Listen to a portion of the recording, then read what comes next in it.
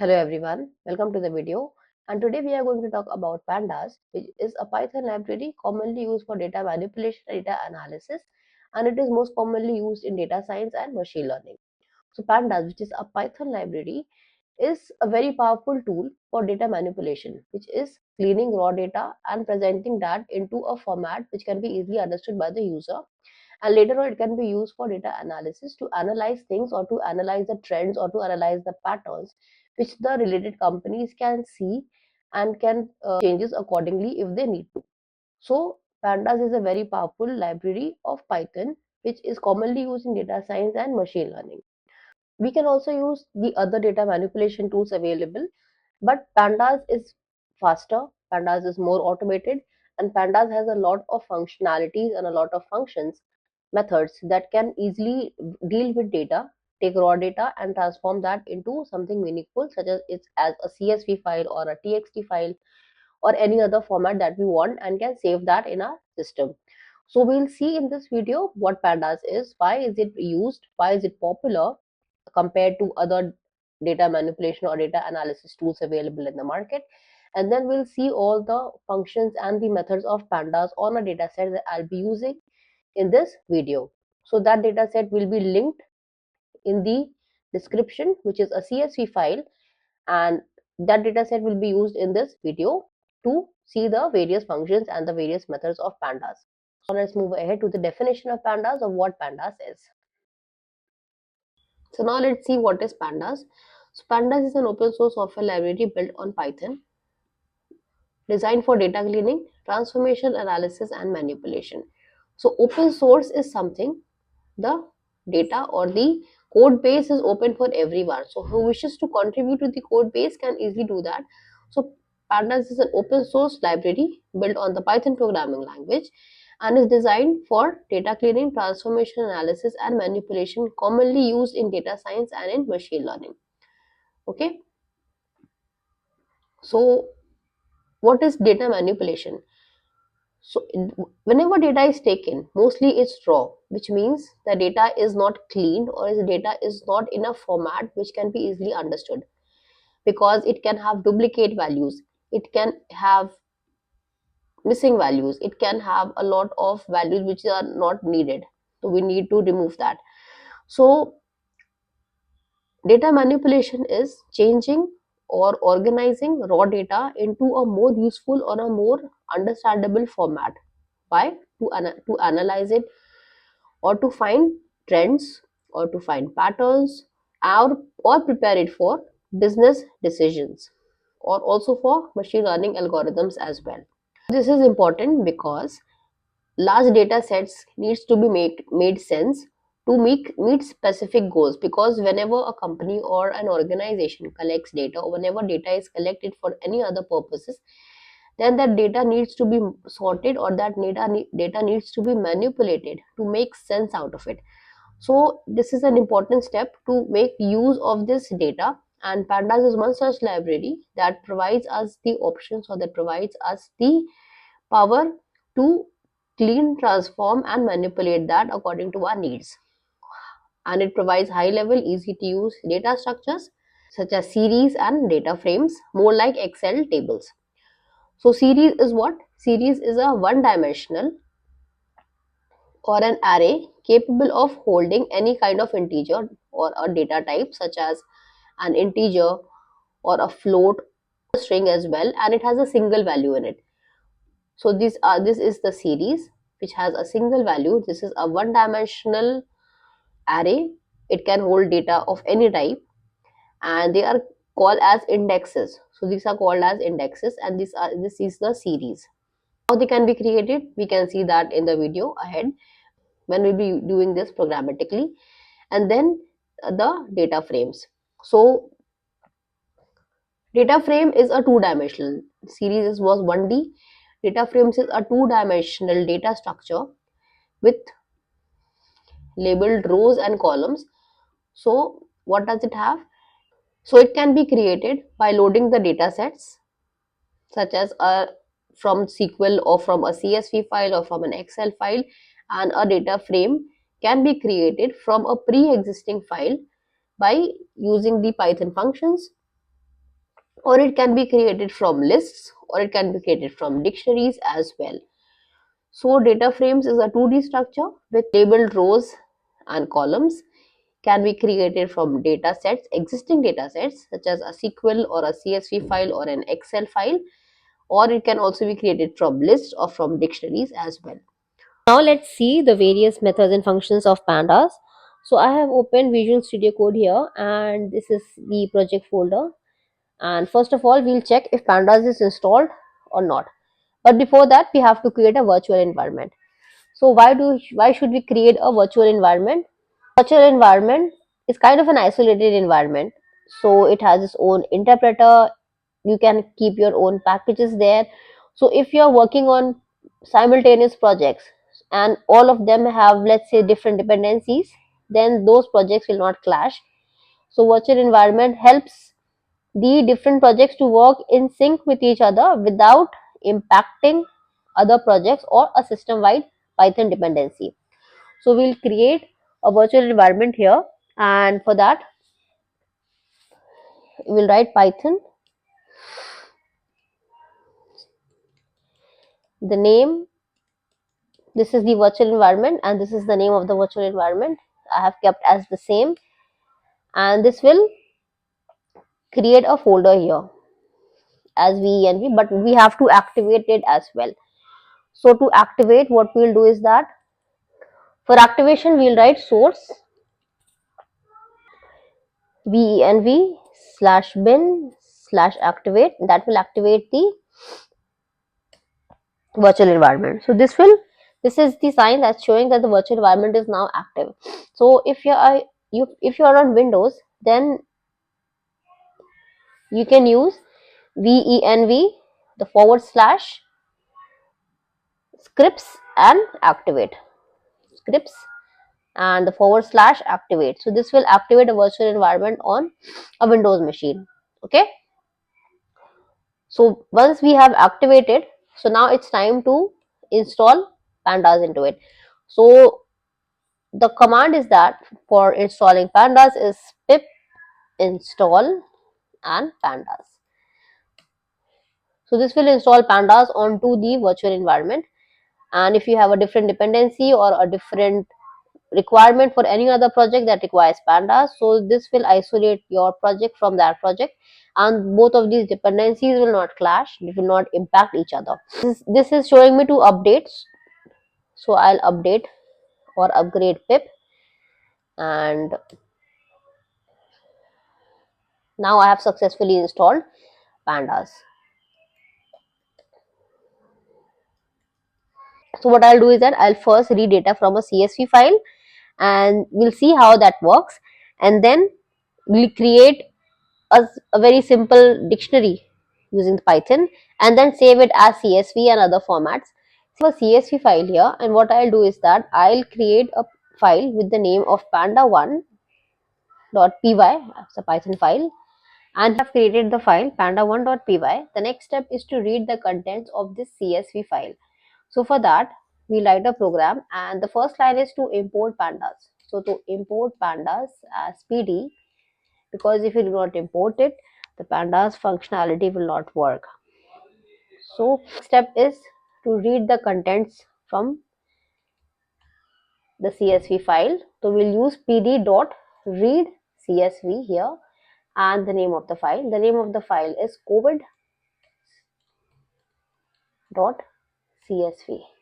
Okay, and we will print df. Okay, save, and here python 3 panda1.py. Run this, and we'll see the contents of this CSV file here, which are there are 499 rows and a lot of columns. So this is the complete file. But let's say if you wish to see what kind of data you are working with, or if you wish to just see the of data, so instead of loading the whole data set or instead of loading the whole file, we can use a few columns, the top 5 columns, the top 10 columns, or the last few columns to read the data set. So for that, we can use the command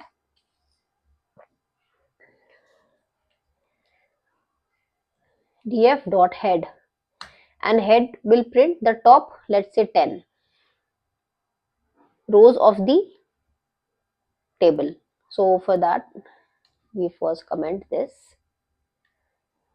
and save and run again. And here we'll have the top 10 values of this same table. So this will give the idea what kind of table it is, the values, and the structure of it. So instead of loading the whole data set, we can load just the top few values to understand. And the same works for tail if you are wish to see the last 10 values. So the same goes for tail and the last 10 values. Save this and run this again, and we can also see the last 10 values. So this will give me an idea which is the last column. So if the data set is extremely large and it's not fitting, or it's taking a lot of space, so if you wish to know the end column, so we can use the tail function to know which is the last column. So here I have the 499, and it means ki this data set has 500 rows. Okay. So now we have read this as a CSV file. But if I wish to create a CSV file from a pre-existing data set or from a dictionary, then how we can do that is that first I'll create a second file here with the name of dictionary.py, and here first import pandas svd, and then we'll create this dictionary here. So this is the dictionary of with the values of name. We have 4 names here: Alice, Mark, Akshatara, their ages, and from which state they are. So this is a dictionary that I have created, key and value pair, and we have to change this into a CSV file, or we have to change that into an Excel file. So for that, we have to first convert that into a data frame, because Panda data frame is a pandas data structure. So pandas functionality will work on its data structure. So we have to first convert it into a data frame. So for that, we'll use pd.dataframe, and the name of the file here is data. And now we'll print this. Okay. So save, and we have to change the name here. The name is dictionary.dict.py. So this has printed my columns and as a data frame. So to change a data frame into a CSV file, we have to write df.toCSV, change it to a CSV file, the name .csv,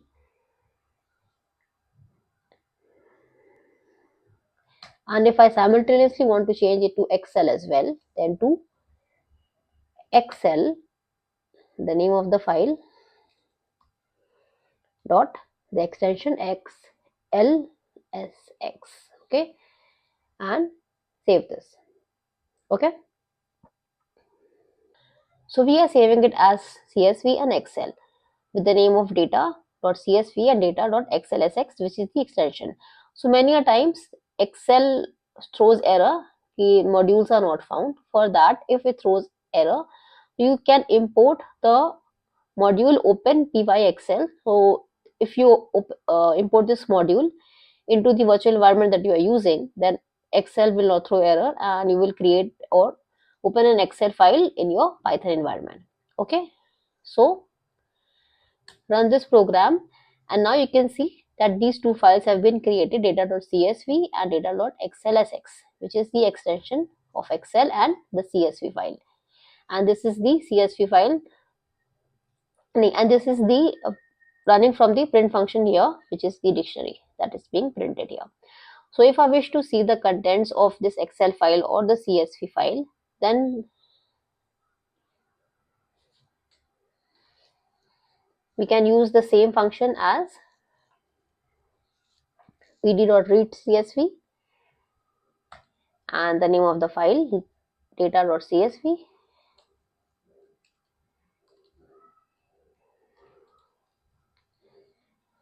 and for reading Excel is pd dot read Excel, and the name of the file data dot,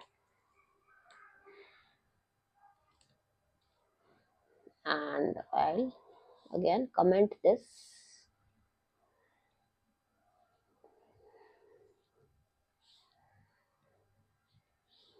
Okay, and save. Run this again. Okay, I've not printed this, so use the print functionality here only. Save and run.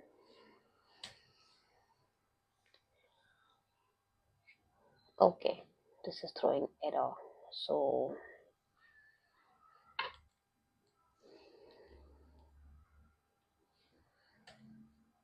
yeah, so this way we are able to read the contents of the CSV file, and the same can be used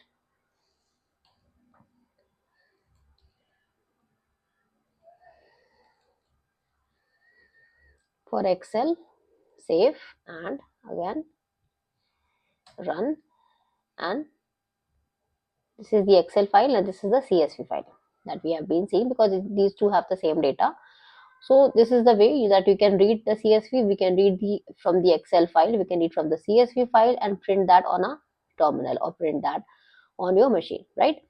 So now if you wish to know what are the number of columns, the data type, or the values, the missing values, and you do not know the data that you are working with, so a way to know the type of data that you are working with is to use the method of df.info. So I'll use this here. So if I use df.info, then this will give me the info of the data type that I'm working with. So save this and run. So this will tell me the table that I'm working with, the columns, if there are any null values, and what is the data type of that. Because this is the dictionary that we are working with, that has been changed into a CSV and an Excel file.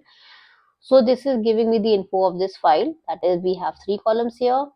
The values here, they had no null values, and the object, one is an object, other is an integer, and other is also an object, because these are the names and the states, and this is the age which is being taken as an integer, and these two are taken as object. Okay, and we have the name, age, and state. And if I run the same here, df.info, which is the CSV file for COVID CSV, for which we have 500 tables. So for that, we'll use panda1.py, and this is giving me a total of 11 columns. There are 10 rows, 11 columns, and index entry range is 500 from 0 to 499. We have all the column names. So if you wish to only know what column names are included, if there are any non-null values, and what is the data type, then using df.info, the information of the table is, the data types are there, the memory usage that it's taking, and other things. Okay, so the next is to get the shape or column names of a data set.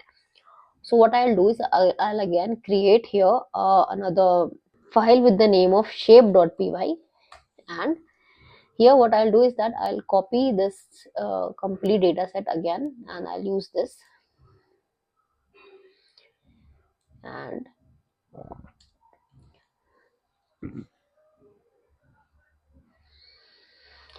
so first we'll convert it to a data frame, because until unless this will not work with pandas.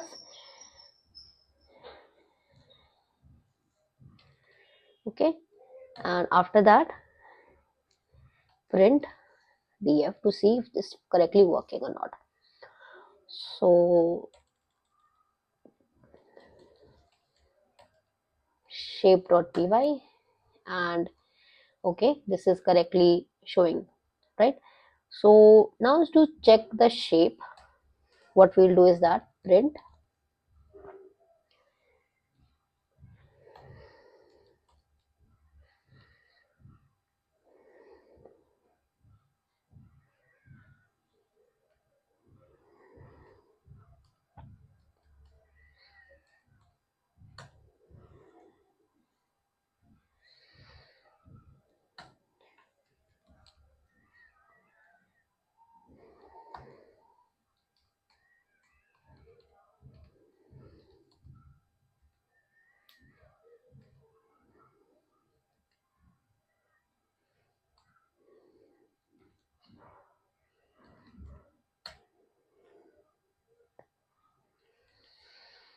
So run this and check the results.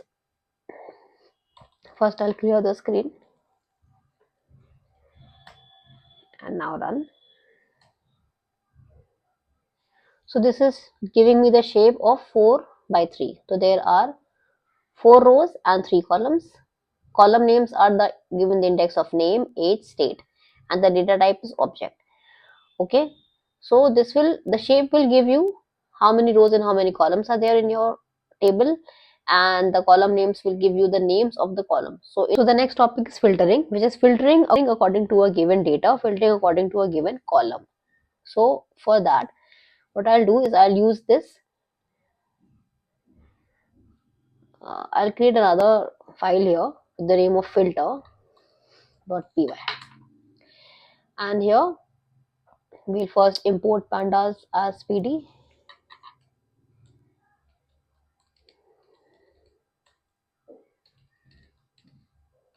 and then what I'll do is that I'll use this data, but I'll add some more values into it because I wish to filter it accordingly. So use this and add more values. So Tara and okay. Okay, so this is the table. Now I want to filter this according to age. So what I'll do is that I'll use age is equal to df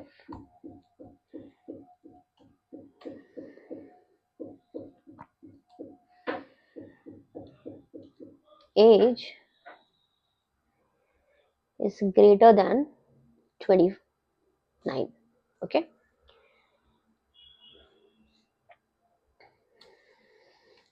then print.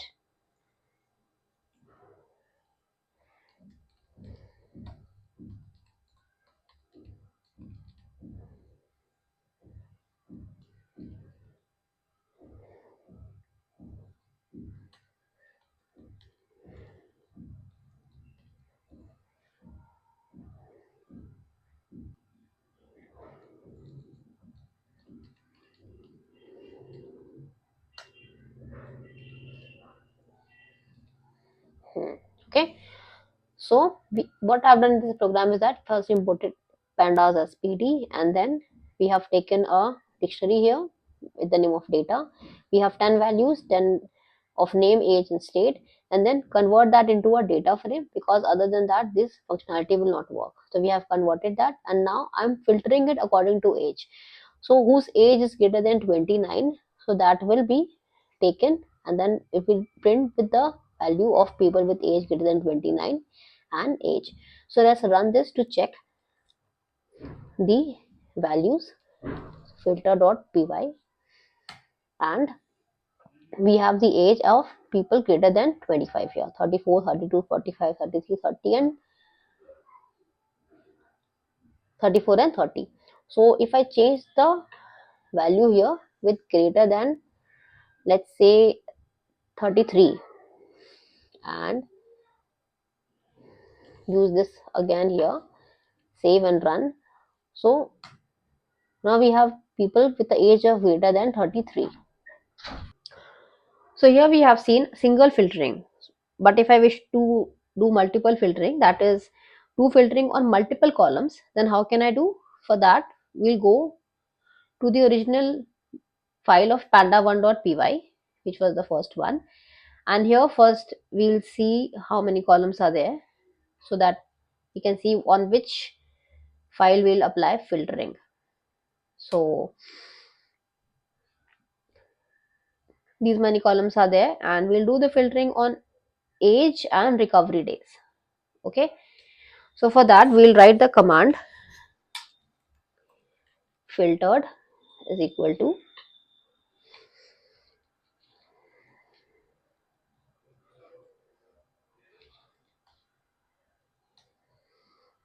age greater than 35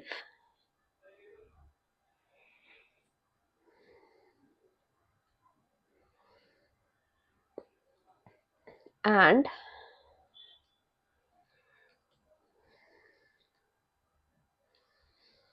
recovery days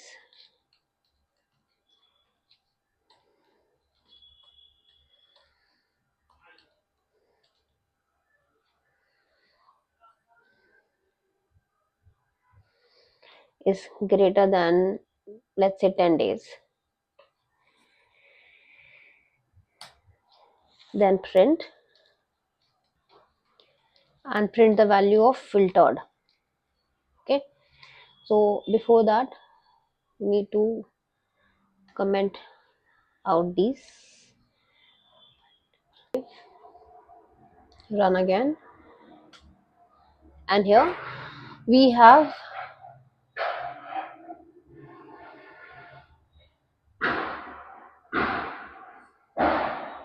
the rows of people whose age are greater than 35. These are a lot of rows. You can see that there are some values are missing here. 93, after that 94 is missing, 95, 96, 97, and 98, 99 are not there.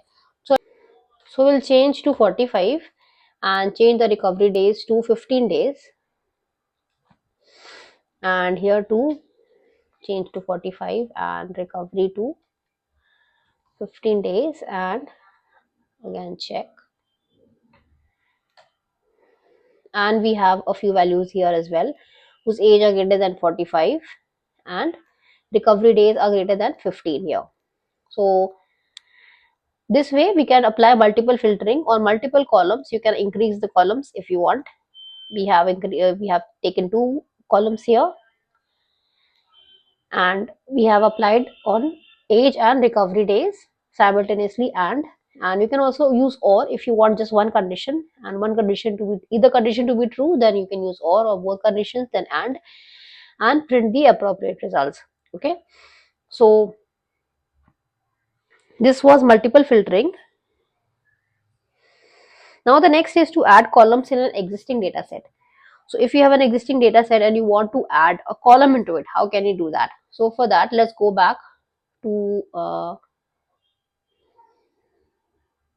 shape.py, and here I want to add a column to this data set here. So what I'll do,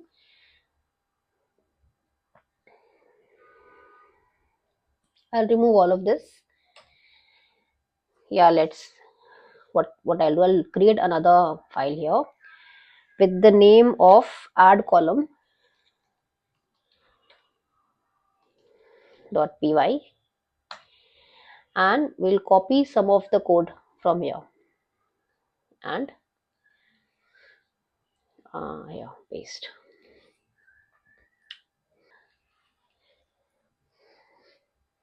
So this is a data set in which we have to add the column. So to add the column, we'll write the column name that we want to add, company, and the values of that, and then we'll print. So this is the data frame, and a new column has been added with all the values. There are 4 values here, so there are 4 companies that they are working with, and print the data set.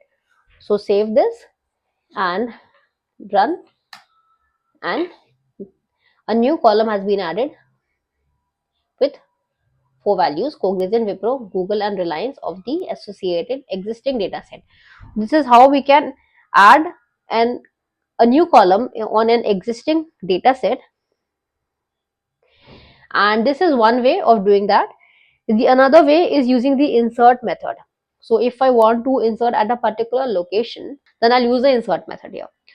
So what I'll do is I'll use the insert method here itself, and I want to insert it after name before age. So that, okay, I want to insert an ID, the first column. and that ID will be 1234. So for that, what we'll do is, after this, we'll write df dot insert, and the location is 0, the column name, which is ID, and the values is 1 comma 2 comma 3 comma 4. Okay, and print that. So save and see if that works. And now you can see a new column has been added with the name of ID at a specific location of 0, because these are indexes and the first index is 0. So we have added at the 0th index of 1 2 3 4 and the names. So if I wish to change it to the second index of ID, and again save and again run, so this will come after age, because this is 0, this is 1, and this is 2, and the ID comes after age. So this is how you can use the insert method to add a column on an existing data set at a specific location. Give the location name, the name of the column, and the associated values. This is one method. Sorry, this is one way. And the second way is to insert at the end using directly the name and the values. So these are two ways of adding things. So this was inserting, but for updating values, we can also update values on an existing data set. So for updating, we have to use df.loc, which is the location, and we'll first give the location. So I want to change the name. I want to change of the name of Mark to Peter, because Mark has left. Now I want to change Mark, and instead of Mark, Peter will come. So Mark is a name. The name is on the, so we'll change to 0. Then the name, column name is name, and the new name is Peter. Okay. So Mark is on first position. Save.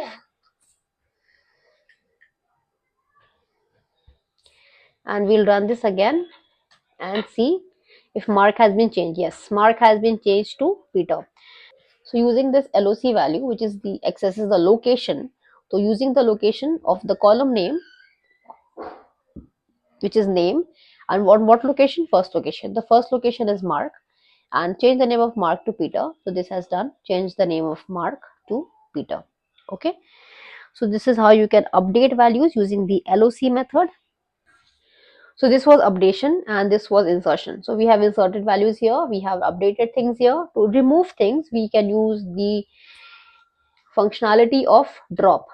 So we'll use df.drop, and this will drop the columns, if the column which I want to drop. So columns is equal to name of the column. Let's say I want to drop state. Okay, so I'll write state and run, save and run.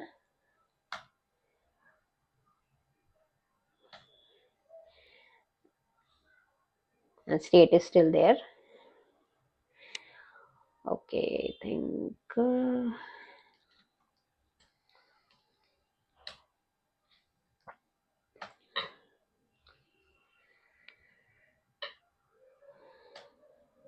yeah, now state has been removed. So if just by passing the value df drop columns, the name of the column, if it's not reflecting on the terminal, then we have to add in place is equal to, that is reflect on the terminal, delete in place. So now this will remove or drop the column state from the table, and now state is no longer there. We have name, ID, age, and company of the four values here. So this was about updation, this was about insertion, updation, and this is dropping the columns or deletion. Okay. So far we have seen how to read a CSV file, how to create a CSV file, how to create an Excel file, work with a dictionary, change that into a data frame, and subsequently change that as a CSV or an Excel file. So we have worked with data that has like no missing values, or we have just dealt with a smaller amount of data. We have seen how we can create things. But whenever we have a data set, some data is missing, some data is not there, some data is not needed. So we have to fix that, we have to handle it, we have to remove the missing values that is there in the data set.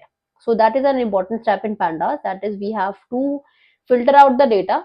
We have to check if the data is not required. We have to handle the missing values.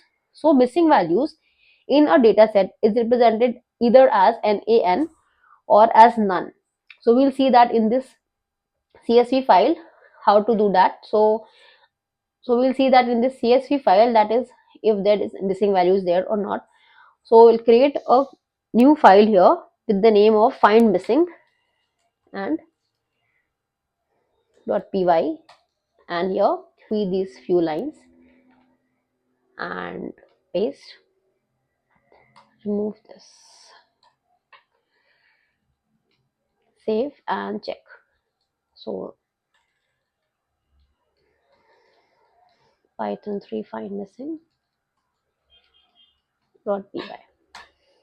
Okay, so this is the data set, and missing values is represented as NaN or none. So to find a non-null value or to find a NaN value in this data set, we'll use the command df is na, is there any missing values, because what is this? This is the data frame which will detect missing values. Return a boolean same size object indicating if the values are na or if the values are none or NaN.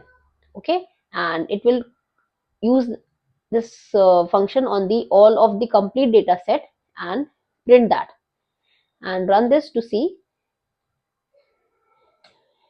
and you'll see here that these are the values which are NaN values, which is not a number, and sometimes it's also none because this no value is to be found there. So in this data set, I want to remove the values which are missing or which do not have any value. So for that, we'll use the function of df dot drop na, and axis is equal to on rows or on columns. So I'll use it on columns. If you are using 0, then it's rows. If I'm using 1, then it's columns. So axis is equal to 1, that is it will work on the columns, and in place is equal to true, that is it will work directly here. So I can see the results directly here. So I'll print this because this will not show anything here.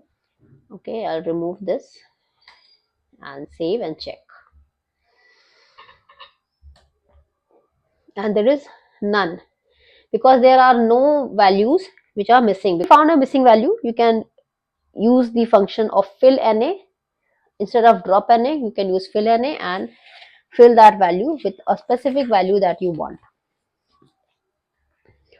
Okay, so this was the dropping of values if there are any missing values, and this will work on the complete table. To fill, you can use fill na. Okay, so this was about dropping and filling. The next is sorting values. If I want to sort according to a particular value, if I want to sort, so for that I'll create another file as sort.py, copy this completely and save it here, paste it here and print df, save and check sort.py,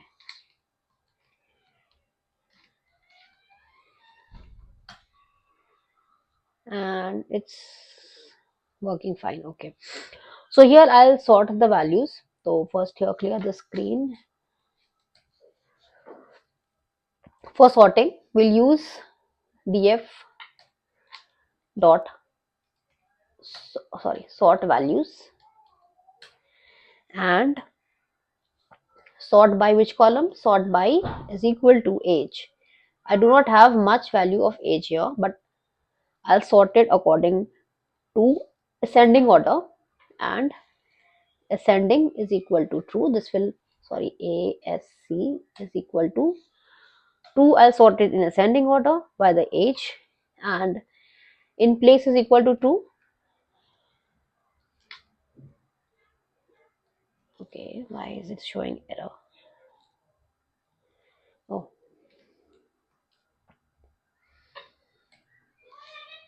save and again See, and now this is sorted according to age. First is Alice, then it's Akshay, then it's Mark and Tara.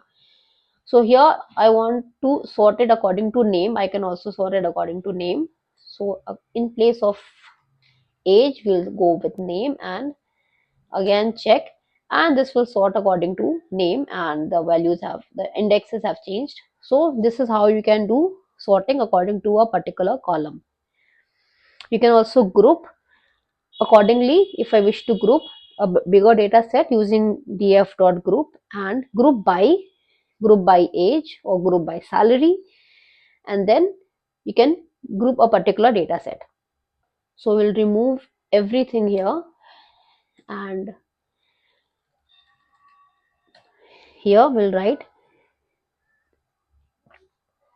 grouped is equal to df dot group by and age,